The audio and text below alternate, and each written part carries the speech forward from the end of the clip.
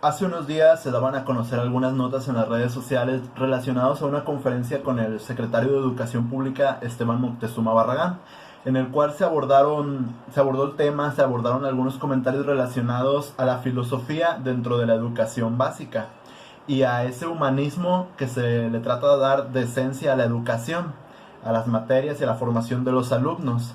Este humanismo con el que ha venido la cuarta transformación, este humanismo el cual planea la nueva escuela mexicana. Dentro de este video vamos a abordar algunos puntos relacionados al tema. Mi nombre es Héctor Alexis, bienvenidos. Se incluirán algunos puntos, algunas nuevas materias relacionadas a la nutrición y a la vida saludable, pero también se tocó el tema de la filosofía, en la cual se mencionaba que fue algo muy pedido en los foros de desarrollo, algo muy pedido por los filósofos aquí en México y por ese tipo de organizaciones. Dentro del civismo y de la ética vienen incluidos o vendrán incluidos ciertos aspectos filosóficos, filosofía para niños. También el presidente Andrés Manuel López Obrador habló respecto al tema y dijo que él está totalmente a favor de que el humanismo sea el tronco común en los contenidos educativos. Y es aquí donde nos preguntamos nosotros, ¿es algún tipo de solución a la educación la filosofía?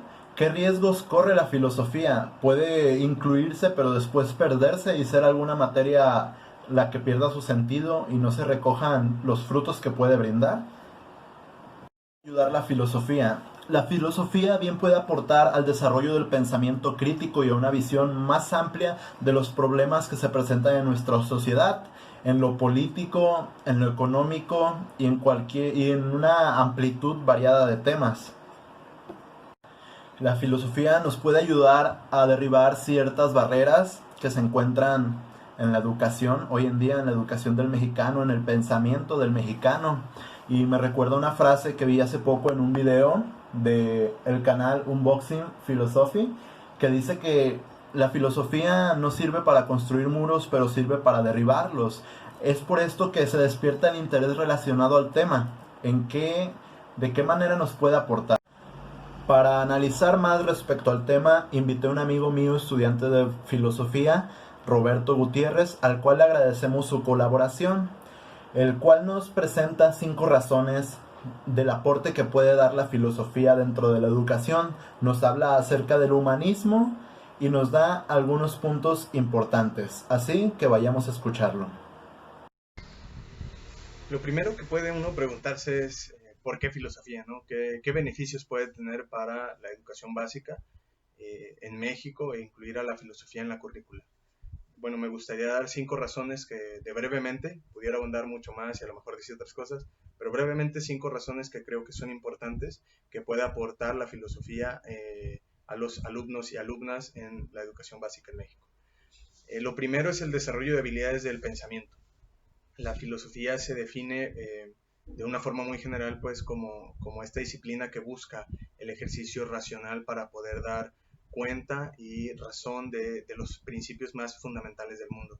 Entonces la filosofía tiende a desarrollar habilidades del pensamiento crítico y creativo para poder dar razones de nuestras opiniones y de nuestros criterios sobre lo que hacemos. Entonces desarrollamos la habilidad de, por ejemplo, evaluar argumentos, ¿no? Saber qué tan bien fundamentado es lo que me están diciendo y con qué intenciones, pero también de la habilidad de construir argumentos, es decir, la filosofía ayuda a que nosotros mismos podamos elaborar y reflexionar sobre cuáles son las razones que tenemos para asumir las opiniones, las creencias o para justificar las acciones o las actitudes o nuestras formas de ver el mundo.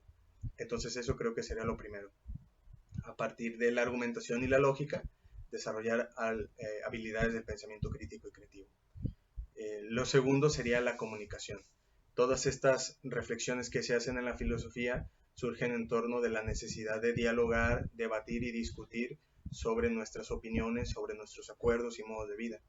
Entonces, la filosofía tiende a desarrollar estas habilidades para poder expresarnos tanto de manera oral y escrita, de la forma más clara, lógica también que se pueda, ¿no? Un tercer aspecto tiene que ver con la transversalidad. La filosofía, por esta naturaleza de buscar los fundamentos de ciertos aspectos del mundo como tal, tiene un diálogo constante con distintas ciencias disciplinas, incluso con nuestras experiencias cotidianas, con nuestros modos de vida. Entonces permite esta conexión o este diálogo interdisciplinar. Una cuarta razón sería que en la filosofía podemos encontrar la historia de las ideas y de los conceptos que rigen nuestras sociedades. Por ejemplo, por qué tenemos instituciones públicas, por qué tenemos leyes, hasta dónde tendríamos que obedecerlas, qué es la libertad, qué es la justicia, qué es la igualdad, de qué hablamos cuando hablamos de nación, etcétera, etcétera, ¿no? Creo que estos conceptos que conforman nuestro universo social tienen su fundamento en la filosofía y al estudiarla también nos permite entender mejor nuestro mundo y poder cuestionarlo para nuestras formas de convivencia. Y una quinta razón tiene que ver con la ética. La filosofía, uno de los aspectos más importantes o una rama de las más importantes es la ética, que no tiene nada que ver con las materias clásicas que se dan de formación cívica y ética, por ejemplo, ¿no?